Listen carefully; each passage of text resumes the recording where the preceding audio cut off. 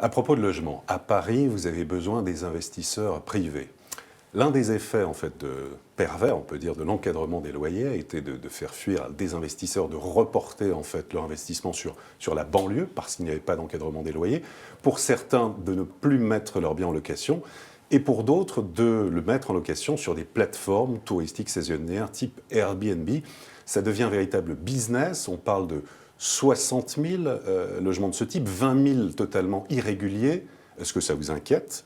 Et comment faire pour lutter contre ce phénomène ? Je crois d'abord qu'il ne faut pas tout mélanger. Le développement d'Airbnb et des meublés touristiques a commencé bien avant la mise en place de l'encadrement des loyers. En revanche, je le dis très clairement, le développement anarchique des meublés touristiques, et je parle de meublés touristiques professionnels, c'est-à-dire de logements qui sont loués à l'année, nous pose un sérieux problème. D'ailleurs, le constat que je fais, c'est qu'aujourd'hui Paris est une ville qui globalement gagne des habitants, mais les arrondissements du centre qui sont les plus concernés par le développement des meublés touristiques, eux, perdent des habitants. Ce qui montre bien que ce développement anarchique des meublés touristiques a des conséquences négatives sur la vie d'un certain nombre de quartiers, et nous sommes déterminés à mieux réguler ce phénomène. On a besoin de régulation. Comment ?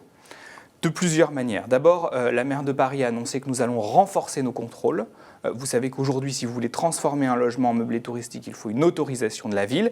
Malheureusement, un certain nombre de gens le font sans autorisation et il y aura des contrôles qui seront effectués avec une équipe qui sera renforcée, avec plus de personnel pour surveiller que les meublés sont bien légaux et bien conformes à la réglementation. Des opérations de type coup de poing, comme était mené l'an dernier dans le Marais. Tout à fait. Il y aura une multiplication des opérations coup de poing, et je le dis très clairement, ceux qui misent sur la faiblesse des pouvoirs publics, ceux qui fraudent, ceux qui trichent, seront condamnés. Il n'y aura pas de mansuétude ou pas de tolérance à l'égard de ceux qui détournent la réglementation et transforment leur logement en machine à cash de manière illégale. Donc il y aura bien sûr des contrôles. Par ailleurs, je demande, et la maire de Paris également, un renforcement des sanctions.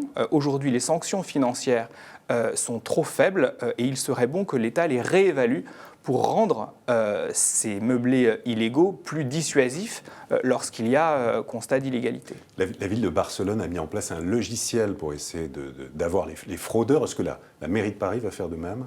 En tout cas, nous souhaitons travailler avec Barcelone et avec Madrid, avec d'autres villes qui sont confrontées au même phénomène, New York aussi. D'ailleurs, il est assez révélateur que toutes les grandes métropoles sont confrontées au même phénomène, et donc nous devons nous organiser ensemble pour mieux réguler le développement de ces meublés touristiques. Nous sommes déterminés à le faire et nous allons nouer des contacts avec ces collectivités pour travailler de concert sur cette question. Donc pour 2016, c'est un engagement fort. C'est un engagement fort que la maire de Paris a d'ailleurs annoncé dans ses vœux, et nous sommes déterminés à avancer sur cette question parce que c'est le visage de notre ville qui est en question derrière cela. Est-ce que nous voulons que nos villes soient encore accessibles aux classes moyennes, aux familles, ou est-ce qu'on veut uniquement en faire un parc à touristes ? Moi, je veux que Paris soit encore une ville qui soit faite pour ses habitants.